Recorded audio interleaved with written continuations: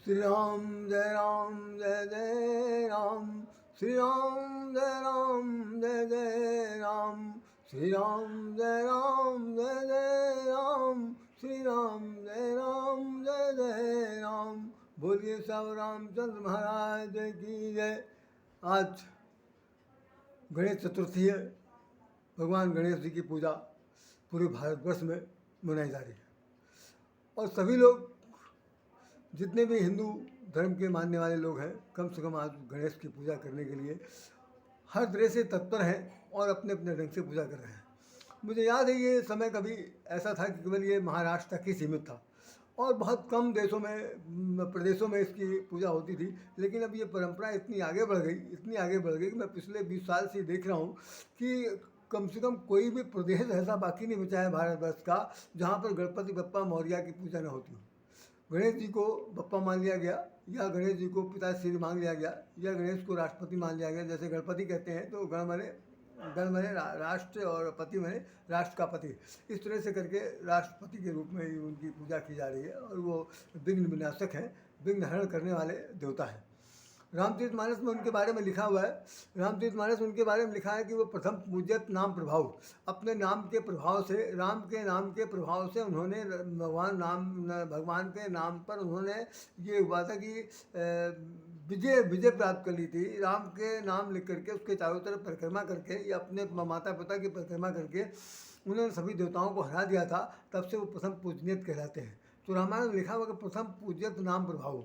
तो ऐसे भगवान गणेश जी सब पर कृपा करें, ऐसी उम्मीद लेकर के सारे संसार के समस्त लोग उनकी उपासना करते रहते हैं।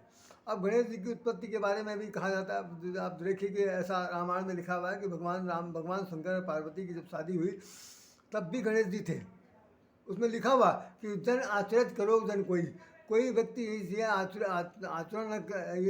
न करे कि गणेश गौरी की पूजा की जा रही, क्योंकि भगवान शंकर पार्वती की शादी, क्योंकि उनके पुत्र हैं। तो वो पुत्र वास्तव में गणेश जी पहले से थे या शादी के बाद पैदा हुए, ऐसा कोई समर्थन नहीं मिलता। हाँ, इतना जरूर देखा गया कि गणेश जी का और शंकर भगवान के बीच में, पिता पुत्र के बीच में एक प्रकार का युद्ध हुआ और उस युद्ध के बाद भगवान शंकर ने क्रोधावेश में आकर के उनका गर्दन काट दिया। धड़ गर्दन से अलग हो गया और नतीजा ये हुआ कि भैया पार्वती जी ने जो तहलका मचाया, जो घर के अंदर जैसे माँ अपने बच्चे के अभाव में रोती है, पीटती है और हर तरह से वो करती, भगवान शंकर बहुत बिल्कुल स्तब्ध थे कि भाई गुस्से में तो कोई भी कुछ हो सकता। तो वास्तविकता ये है कि क्रोध में आदमी अंधा हो जाता है और भगवान क्रोधावतार है। भगवान शंकर क्रोध का अवतार है। उन्होंने अपने बेटे का इस प्रकार से उन्होंने गर्दन काट दिया। तो अब ये हुआ कि उन्होंने दूसरा गर्दन लाने के लिए सबसे पहला काम किया कि प्रातःकाल उठ करके वो गए कि उन्होंने ये सोचा कि जो कोई जंगल में सबसे पहले गर्भ जिसका हुआ होगा उसी को काट के ला करके लगाएंगे। तो ऐसा कहा जा सकता है, कहा गया कि हथनी जो थी उसने पहला बच्चा दिया था, उसी के गर्दन काट के ला करके आपने उनकी शैल चिकित्सा की और गणेश जी को गणेश लगा दिया।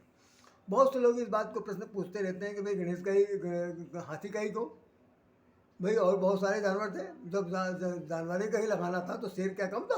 अरे शेर तो भाई सबसे ज़्यादा शक्तिशाली था, लगा देते तो बहुत कुछ हो सकता था। और या अन्य किसी का घोड़े का लगाया जा सकता था, जो मेधा अश्वमेध जैसे कहते हैं उसे कर सकते हैं, और भी लोग हो सकते हैं, लेकिन नहीं। खास तौर से ये कहा गया कि हाथी जो है वो विवेक का देवता है।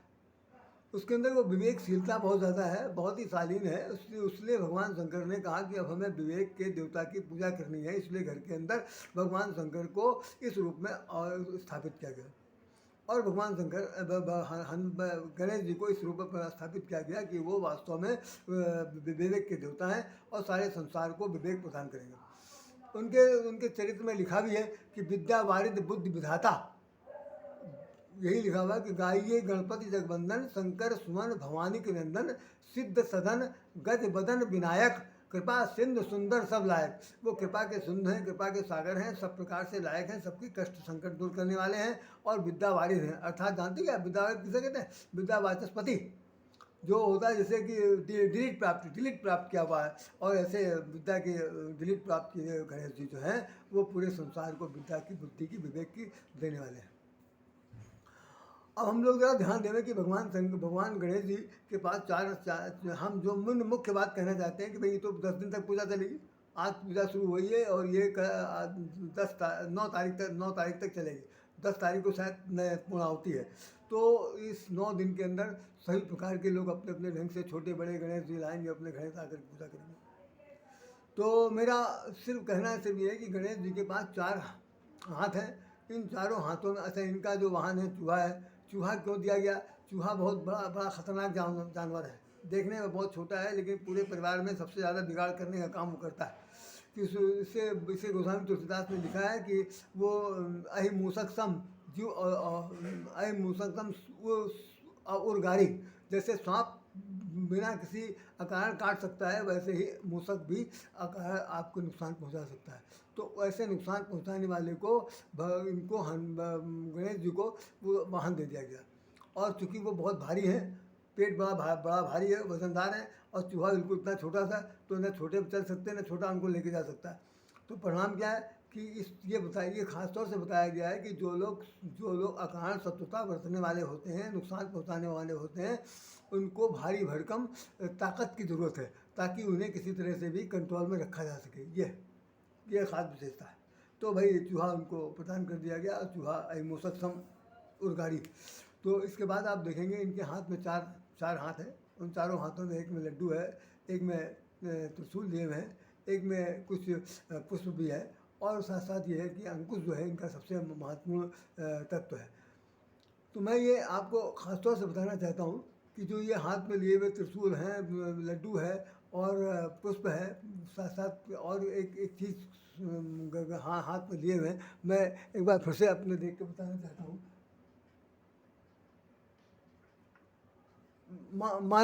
माला है जो हाथ में धारण किए हुए।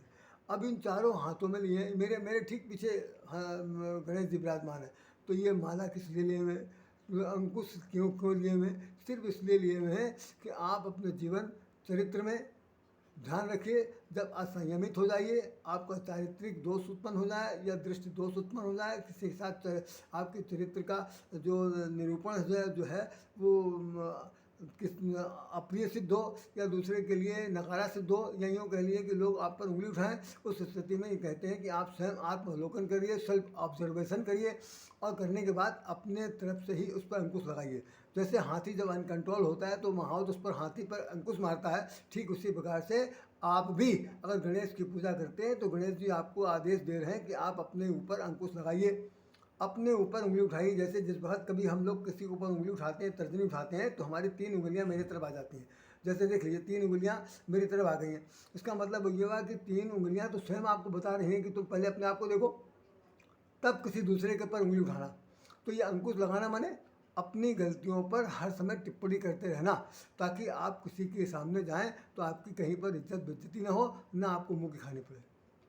साथ साथ आप लड्डू खा रहे हैं, वहाँ आप गणेश जी को देख रहे हैं लड्डू खाते हुए। लड्डू खाते हैं, लड्डू खाना इनका मोतीचूर के लड्डू खाते हैं, बेसन लड्डू नहीं खाते हैं।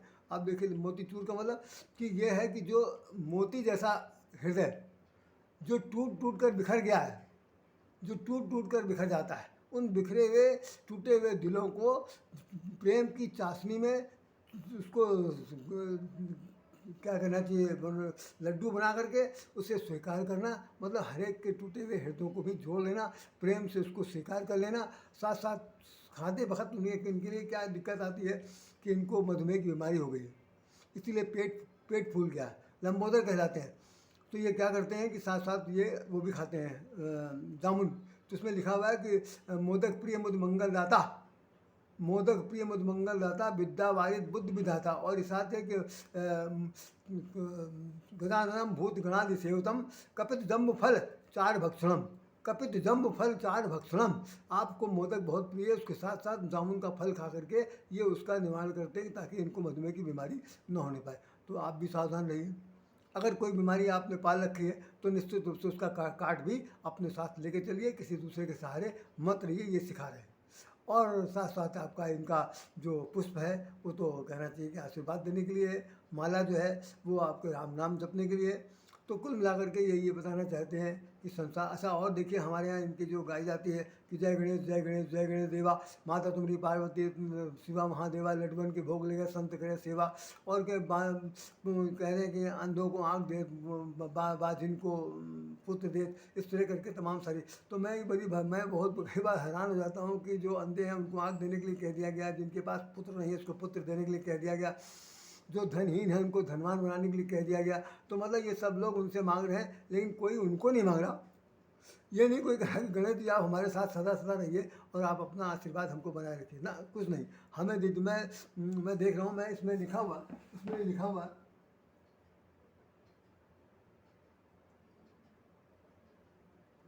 इसमें खासतौर से यही लिखा कि अंधन को आँख दे। तो जो जो संसार के लोग हैं वो लोग केवल अपने मन माफिक चीज़ मांगते हैं, अपने मतलब की चीज़ मांगते हैं। तो भगवान गणेश जी बताना चाहते हैं कि सब चीज़ न मांगिए, मांगिए वो जिससे आपका कल्याण हो, संसार का कल्याण हो। संसार के कल्याण के लिए आप आए हैं तो आप ऐसा हित करिए। इन्हीं शब्दों के साथ मैं चाहता हूँ कि गणेश की स्तुति को आप लोग अपने घरों में गाइए और उनकी पूजा पाठ करिए। गणेश जी प्रथम पूजित हैं, आपका भला करेंगे, विघ्न विनाशक हैं, विघ्न का हरण करेंगे। क्योंकि आप देखिएगा शादी ब्याह होती है, कोई किसी काम काज होता है, उसमें सबसे पहले श्री गणेशाय नमः लिखा जाता है। तो जहाँ श्री गणेशाय नमः लिखा जाता है उस गणेश जी की तो वंदना करते समय आपको कभी चूकना ही नहीं चाहिए। और ऐसे गणेश जी की को हृदय में धारण करते हुए उनकी पूजा उपासना की जानी चाहिए। आप लोग पूजा करिए। आपको भगवान की तरफ मेरी तरफ से सबको सादर नमन है। और मेरी ये प्रार्थना है कि उनसे संसार की कोई भोग की चीज़ मत मांगिए, अगर मांगना है तो बुद्धा वारिद विद्युधाता। हाँ, तुलसीदास जी का वो मैं छंद पढ़े दे रहा हूँ कि गाइए गणपति जगवंदन, शंकर सुवन भवानी के नंदन, सिद्ध सदन गज बदन विनायक, कृपा सिंधु सुंदर सबलायक, मोदक प्रिय मुद मंगल दाता, विद्या वारिद बुद्धि विधाता, मांगत तुलसीदास कर जोरे, बसई राम सिया मानस मोरे। गोस्वामी जी कह रहे हैं हमें कुछ नहीं चाहिए, हमें कुछ नहीं चाहिए, आप हमारे जीवन में सिर्फ विद्या और बुद्धि की दे दीजिए। और यही बात लिखा हुआ कि करिबर बधन